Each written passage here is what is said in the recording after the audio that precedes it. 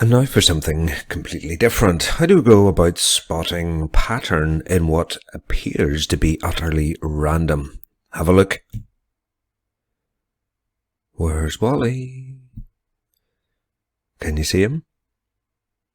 5, 4, 3, 2, 1. There he is down in the bottom left-hand corner. Well done if you spotted him at home. Right, next. Where's Wally? Can you see him? 5, 4, 3, 2, 1. Well, I'm not even going to tell you with that one. I'm going to make it more difficult for you. Now, part of what makes spotting Wally doable in something like this is because he's got a particular pattern to his shirt. It makes it stand out, and his hat makes him stand out a little bit more from everybody else. There is pattern in there. It may appear at first instance to be random, but there is pattern in there. And that's not the only place where you can see pattern. Does anybody see the face here? See the two eyes and this sad face mouth? Or what about the face here? The slightly worried clock. Can you see it? Or what about here? What are you looking at? Anybody see the dancing robots standing on the balcony? Or what about this one? I will eat your soul. That's a rather scary face in the door. What are you looking at here? What is this exactly? Anybody think it's a cartoon dog? Actually, it's not. What do you see? It's a cartoon dog's face in the beak of a duck. My goodness, I absolutely love that one. Pattern in what appears to be absolutely random. And that's really what we're doing whenever it comes to looking at global maps. We're trying to find patterns there that exist that at first glance maybe you don't see, but are definitely there. Now let's start off with something like this. So your question here is to describe the pattern of family sizes north and south of the line. So pause the video and have a wee look at that and see what you would come up with. Okay, so hopefully you're spotting that north of the line, the family sizes tend to be smaller and more similar. South of the line, there's more variety. There's some places like Area C where they're very small.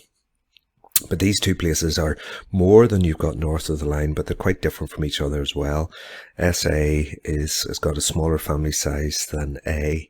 So what we're seeing here is there's variation across the map. There's definitely pattern. Now let's add a little bit more of a sense of, you probably guessed where I was talking about in the world with these things, didn't you? I'm talking about North America, Europe, South America, Africa, and China. So this line here is the Brandt line that separates the MEDCs from the LEDCs. And if I turn this into an actual map, this is a map of the total fertility rate, which isn't a rate that we've looked at our GCSE spec, but it's a very simple one. It's the total number of children per woman. And if I get rid of those little icons and we just see the map below, hopefully you can see that pattern was very, very similar to what the icons represent. To the north of the line in the MEDCs, you've got relatively small family sizes. Then when you come down south of the line to the LEDCs, the family sizes are bigger than to the north of the line, but there's also greater variety with a relatively large family size here in Africa. So if we add some annotation on here, it would look kind of like this. The LEDCs in general have more women per children per woman, than the MEDCs. But there is that variety between the continents that we've just referred to there. So if we dig in a little bit deeper, Sub-Saharan Africa, remember that place that I've talked to you about below the Sahara and not including South Africa. That Sub-Saharan Africa is the highest number of children per woman. Then in South America and Asia, they tend to have lower than they do in Sub-Saharan Africa. So there's this variety within the continents, or between the continents of the LEDCs.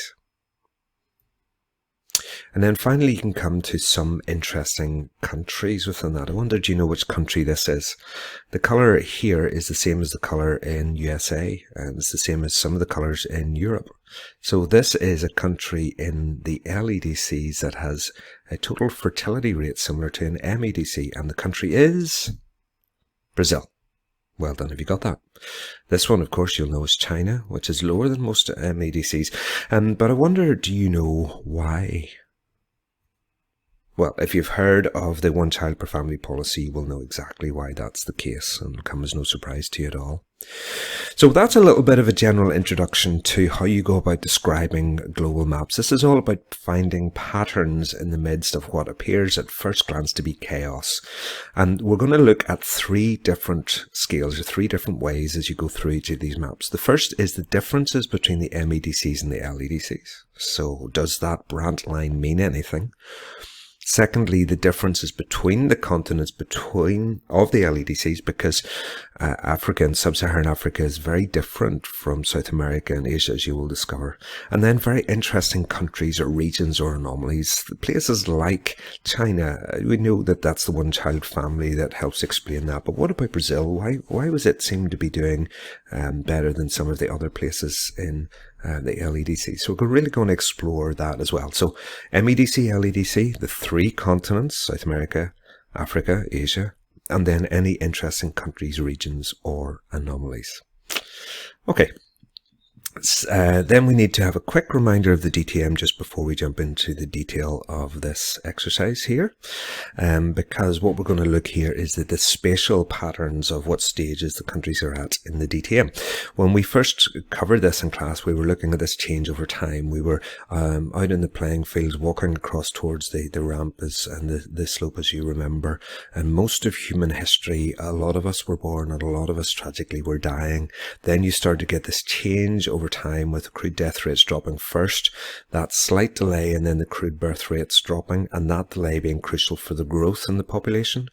Then where the birth rates and the death rates are both low, and then more recently where the crude birth rate drops down a little bit more underneath the crude death rate as family sizes are getting smaller, as women are following careers, as there's more of a desire for material things.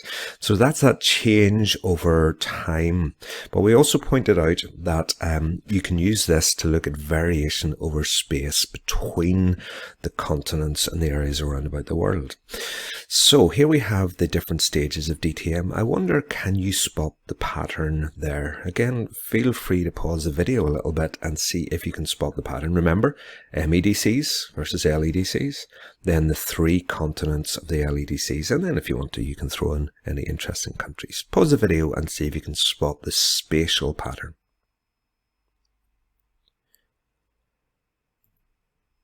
Okay, let's see what you spotted with that. So, Africa, where would you put Africa? What stages of DTM in particular? Stages 2 and 3. Now, which one is it dominated by? Well, especially when you look at Sub-Saharan Africa, especially if you take the northern part of Africa out, it's very much dominated by stage 2, with a few countries moving into stage 3. Next up, what about South America? What stages would you put it at? It's stages 3 and 4. Again, the color that dominates here are the colors from stage 3. The oranges here with a few into stage 4. What about Asia?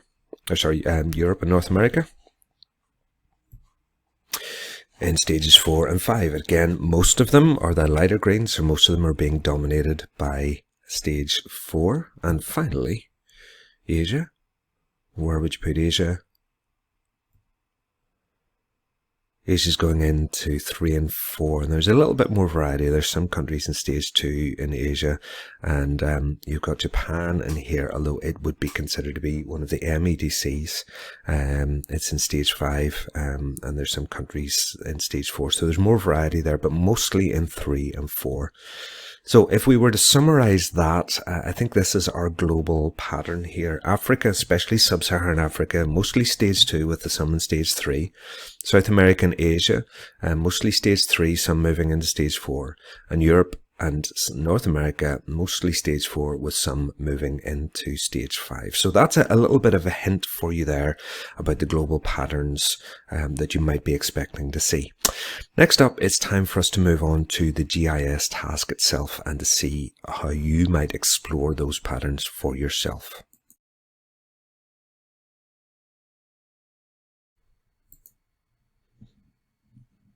So once you've opened up your GIS map, then we're going to take you into some of the tasks you need to do to try and spot these patterns. So we'll just go through the slides one by one to guide you, and just follow through the instructions there, turning on the layers and so forth, and filling in everything as we go through. Okay, so let's have a look at the first one.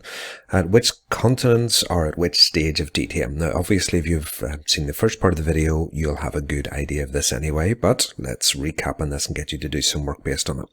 So turn on the layer stage of DTM. Let's go into the map, and here is the layer stage of DTM up here. Probably stick the brand line on as well so you can see the MEDCs and the LEDCs. So then the question is to add annotation to the text boxes below to describe the global pattern. Also, don't forget to screen grab and paste the map. Now, on a PC, it's the Windows Shift and S to give you the snip tool. If you're using a Mac, you're going to have to Google that one, I'm afraid, because I don't know how to use it. You just drag that across. That copies it for you, and then you can go in here, Control and V to paste. Now you'll then need to resize it to fit it on top of that. Drag that down a little bit there, and so on and so forth. And so you can tidy that up, make sure that looks nice and neat. And there you go. That's the map placed in there. And then you go through and describe that pattern. Now remember, we're comparing MEDCs to LEDCs first of all. And then we're coming down to take a look at the 3 continents of the LEDCs to see how they differ and vary with each other. And then you're going to go in and looking at any individual countries that catch your eye. Okay, so that's your first one. I'll just get rid of that for our next slide. And there's a little reminder for you there to make sure that you're screen grabbing that and popping them in. Okay, next we're going to take a look at the global pattern of the crude birth rate. So we're going to turn on the layer crude birth rate, and there we are there. I'll turn this one off just to get out of the way for a moment, and you see immediately we're into a slightly different type of map. This is called a choropleth map, C-H-O-R-O-P-L-E-T-H, choropleth map. You're used to dealing with these, but basically they are maps where the different colours represent different values, and there's the birth rate. You can get the key at any stage of the legend anytime you need to see it. So the question again, you need to copy and paste it on there. What are the MEDCs like to LEDCs and so on? But it says here, quote examples of countries and don't forget to quote figures. So how are you going to get those? Well, this of course is a GIS map, which means that you have access to all of the data and you can move around. So why don't we move into sub-Saharan Africa here? Now I told you before that the northern part of the Sahara Desert and down here towards South Africa tends to be more developed. It's this bit in the middle that's sub-Saharan Africa. So what about this country? Why don't we click on it and we find out that that's Niger? And there you have the information there for the birth rate, 46 per thousand. That's really, really high, isn't it?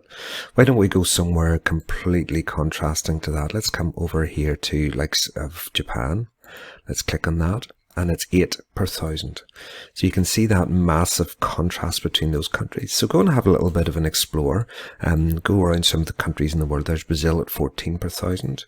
What about Sudan at 30 per thousand? And you can go through and you can get some of the figures from that on your way through. If at any stage you want to go back to the world overview, just click on that and it will take you back to the world overview for you to have a look at. Okay. The next one, infant mortality rate, is very, very similar. You're just going to go in here and turn on the layer for infant mortality rate, and you're going to do the same kind of thing that you've done before. And then finally, you're going to go into crude death rate. So you're going to go in here and turn on the layer for the crude death rate. Now, you will notice that the crude death rate one looks a little bit different from the other two. If I toggle those off and on, the crude birth rate and the infant mortality rate, there's not a massive difference. But as soon as you turn that on, okay, so I'll be very, very interested to see what you notice about this, because this is going to be a little bit different from the patterns in the other two. So careful description, please, of everything that's going on there. And again, just go in and zoom into any countries that catch your eye, anything that's going on there. Look at South Africa, for instance. I wonder what's causing that. It's a bit of a difference from some of the other things that we've seen in terms of sub-Saharan Africa. Okay, so what that will do is give you a good description of those patterns. But we're now going to go on to take a look at examining correlations. If you remember that flow diagram of the falling fertility levels, what we saw very much in there is that there are factors that affect the fertility and mortality levels across the countries that we're looking at. And these factors correlate together. Correlations are relationships with each other.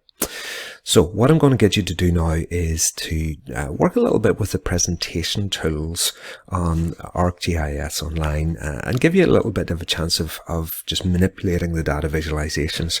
I'm very interested to see how you visualize this data as you go through. Now, these take you through step by step what you've got to do, and I've laid them on bit by bit here, how I'm going to get you to change these, but I'll show you this now in the video as well, how we're going to do it. So it's going to start off by comparing the infant mortality rate with the female literacy layer. So let's just tidy things up a little bit here. Turn that off and turn on the female literacy layer. Okay, now again, you will see that there is a very close correlation between those two maps. If I toggle them on and off, very close correlation. Now that's exactly what you would expect. Remember, in traditional societies, as women get more educated, as they're able to read, because in those traditional societies, it's more traditionally the stereotypical role of the women to be the main child or the main caregiver for the children. Whenever you educate women, you begin then to get this transformative impact on the infant mortality rate. It starts to go down. So you'll see a very close correlation. But we're going to get you to do something a little bit more with this and really play around with the data presentation and visualization tools that ArcGIS allows for you.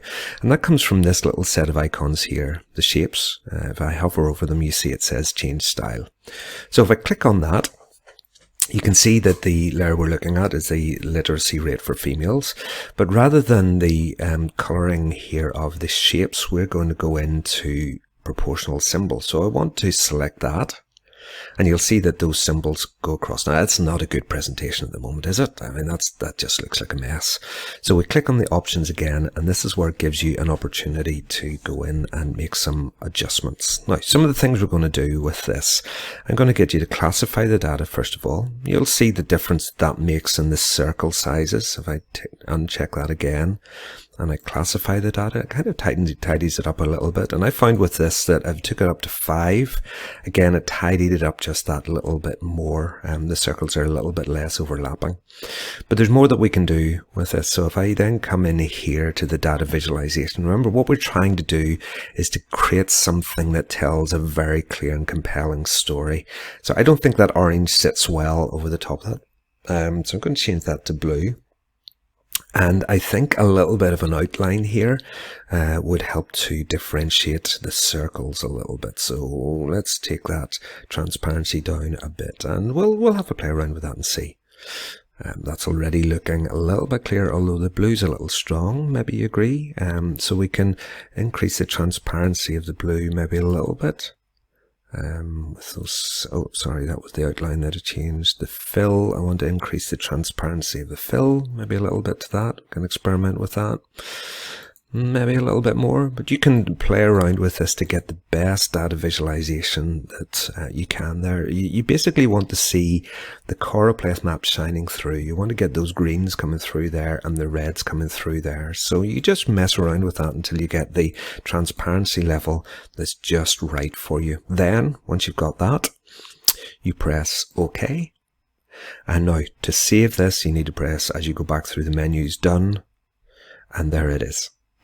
Now, what this then shows us, if I turn this layer off and on, that is your infant mortality rate. You've already looked at the global patterns. You can then click this layer on, and the bigger the circle, the greater the female literacy. The smaller the circle, the smaller the female literacy. You can get the legend up here, of course, which will show you that.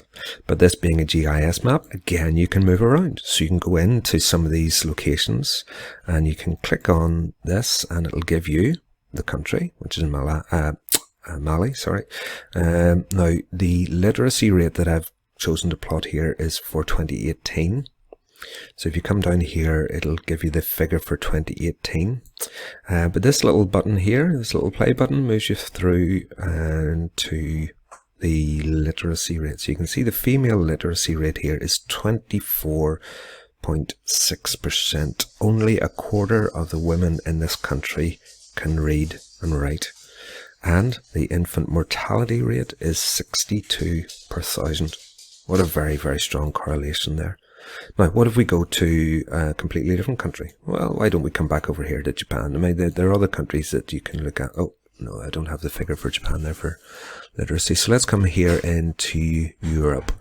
Let's come into the likes of Spain. So we can see that the infant mortality rate in Spain is 2.5 per thousand.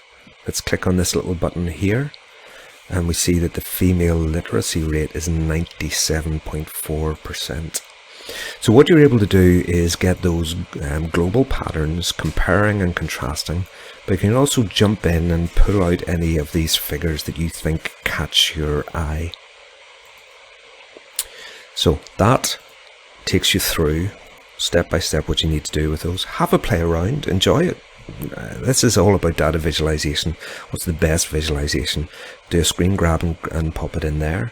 And once you're done with that, what we're going to do is then that same thing for the crude birth rate and the female literacy rate. What I want you to do then is to go through and compare and contrast those correlations there. That's the key thing with this. So what you should end up being able to do, having got through that whole process, is a good clear indication of what the global patterns are of these different measures of population and some of these correlations. Now, if you want to, there's other things in there. I have the female literacy rate, but we can also put in here something like the doctors. I'll turn that off. I've already done the circles there for you. When I share this one, I'm going to turn that back into a choropleth map and give you a chance then to have a wee look at creating some of your own circles and see what those correlations are. So, as I say, I'm just really interested in seeing what you can come up with in terms of data visualizations. How do you tell this story in as clear a way as you possibly can? Remember, this is all in the context of using the power of GIS to manipulate vast data sets and to bring in this wealth of information we have about the diversity of human experience across our planet, to tell the kind of story in an accessible and compelling way that can really contribute to people being part of changing our planet for the good, of changing the human conditions and improving the environmental conditions of our planet, and really just using this very versatile data visualization tool to help you to do that. So have fun, enjoy, and I really can't wait to see what you produce from this.